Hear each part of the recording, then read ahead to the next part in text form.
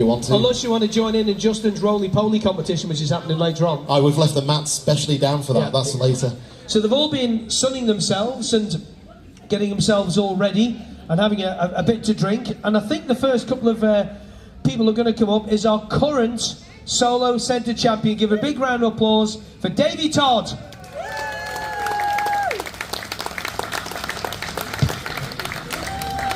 The second best looking man in the square after Chris Kinley. Good man, good man. Grab a seat, young David. Do you like that full title? I'm going to have to put that there now. It's pointless anyway. And also, can we please welcome onto the stage, he was champion here at Boulogne way back, even before I was born. Hard to believe.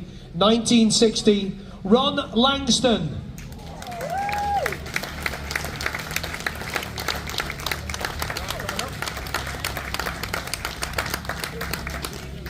Now Ron is 90 years old now. Top man Ron.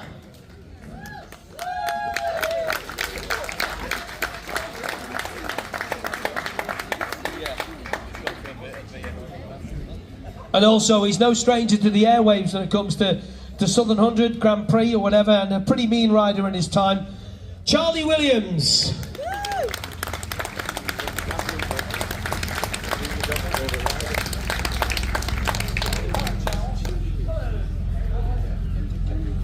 Yeah, just going to have to watch my drink there.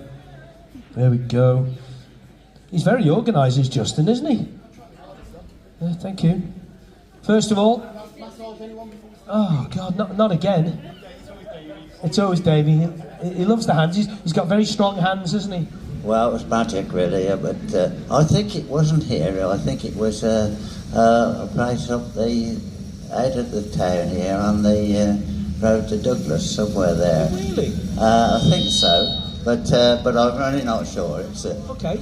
My memory's faded a bit. I'm sure Phil Torkins, one of the guys will know. But way back to 1960, but you didn't just win the championship race that year, you also won the 350 race. I did, yeah. Talk us through the race, can you remember much about it? Yes. The 350 race was pouring with rain.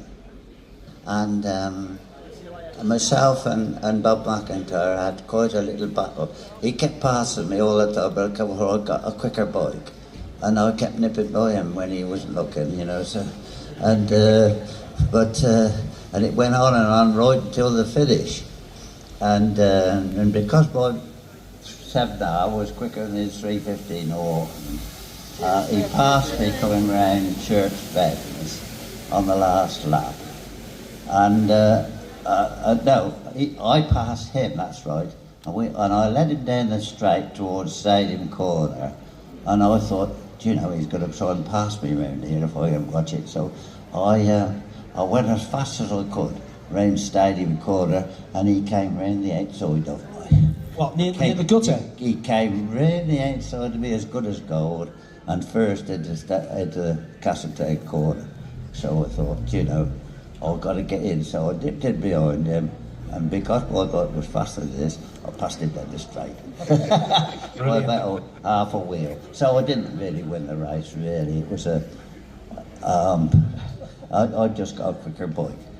and the championship race, I mean, I've got an encyclopedic thing here in my iPad, and you won from Bill Smith and Peter Middleton on that day, on the championship day. Talk us through that race. Was that the 500 race? That was the 500 race, yeah, beg your pardon. Well, the 500 race was a bit of an uneventful race because Bob McIntyre had gone, and he really won the race. But because he stopped for fuel, they excluded him, which was a tragedy, really. But that's how I come to win the 500 race. So I won that boy of fiddle, really, as well. You were still there at the end, at the front. I'm still there, yeah. And what does it feel like to be back and seeing Castle Rushen once again there to our right-hand side? Wonderful, it's wonderful. But I have been here lots of times since, of course. You were here at the 50th as well, weren't you? Yeah.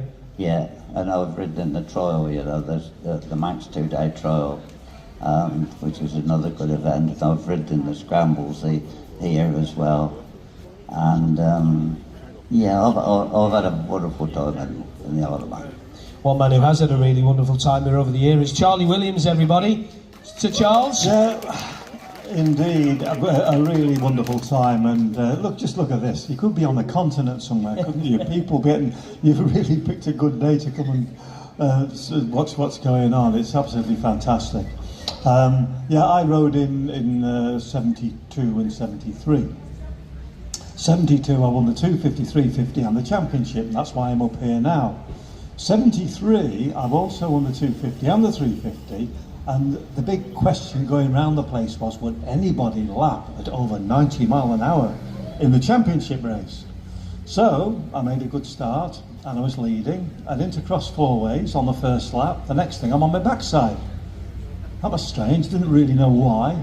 Anyway, I picked the bike up, but I had to wait till dead last, because obviously, before everyone had to go past, and then I got going again. So I was passing them going through up the Great Meadow there, and then going into Castletown Corner. But going up the Great Meadow, I remember thinking to myself, 90 mile an hour, I'll show them bloody 90 mile an hour.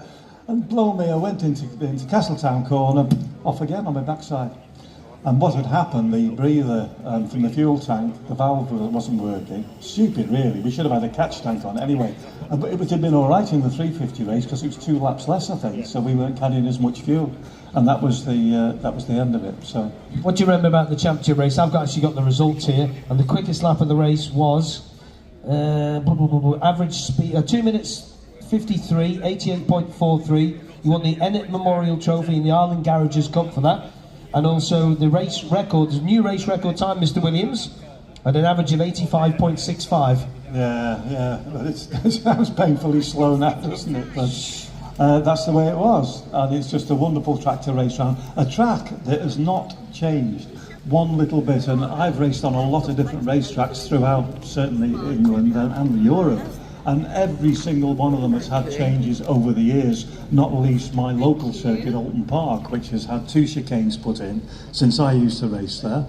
But the Blount track is exactly the same as it ever was. There's been no changes other than resurfacing. I think I'm right in saying that. Yeah, it's not really changed. It's not changed at all, to be fair. The paddock's moved from one field to another, but it hasn't changed at all. And looking at the people in the race, Stan Woods, Tom Herron, Selwyn Griffiths, we remember Selwyn with fondness this week. Who else is in there? Mal Kerwin, also in that race as well. Mal was down in 12th position, but you won by, quick maths, 17, 23, 40 seconds. Oh, did I? Oh, right, okay.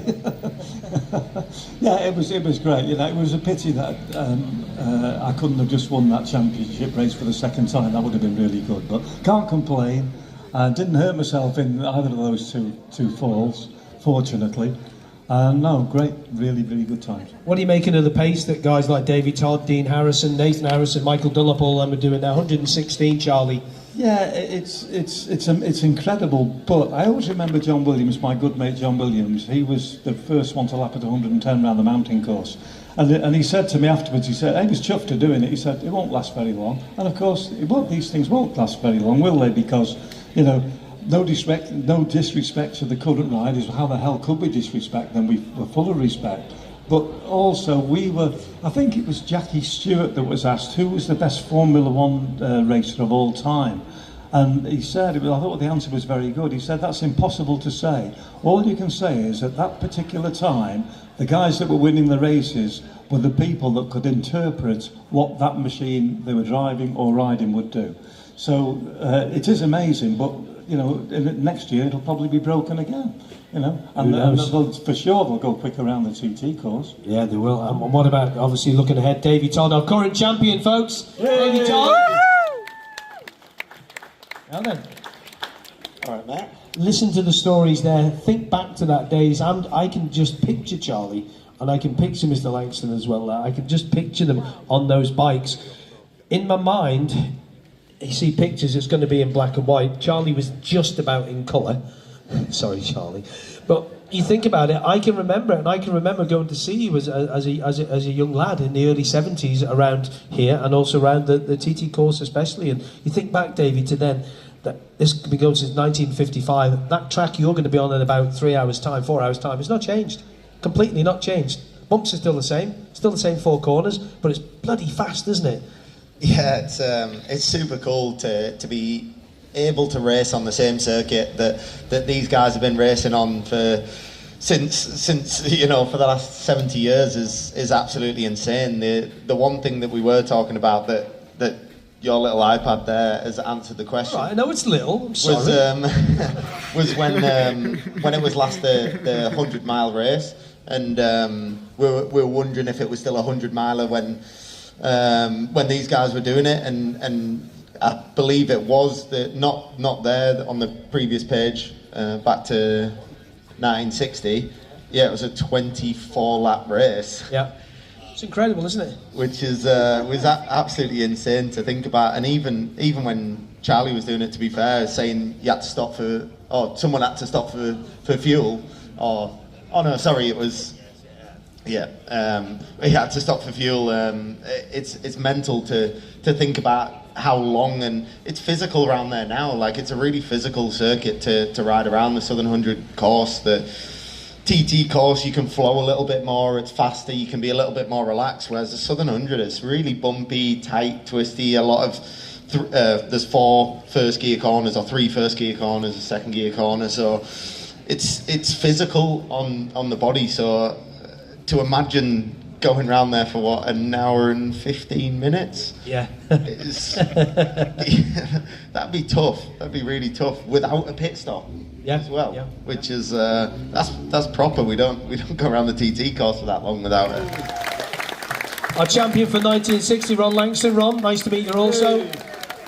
And some bloke called Charlie Williams. Thank you, Charlie. Great to see you, my friend. Just want to ask you one question. Oh, God. When you were a little schoolboy going around in short pants, what These ones? Easy. Where's this going? His legs are still the same. When you were a little schoolboy running around in short pants and all that, did you ever think that I'm going to be mates with that lad one day? Because we've been friends for many years. And I just keep beating you at golf as well. Well, that's absolutely. That's no claim to fame, mate. One of the highlights was when I was about 17, I was marshalling, I can't remember where it was, you doing a parade lap at TT, a Grand Prix, and you pulled in. When was that? What year? Oh, 1987, you cheeky person.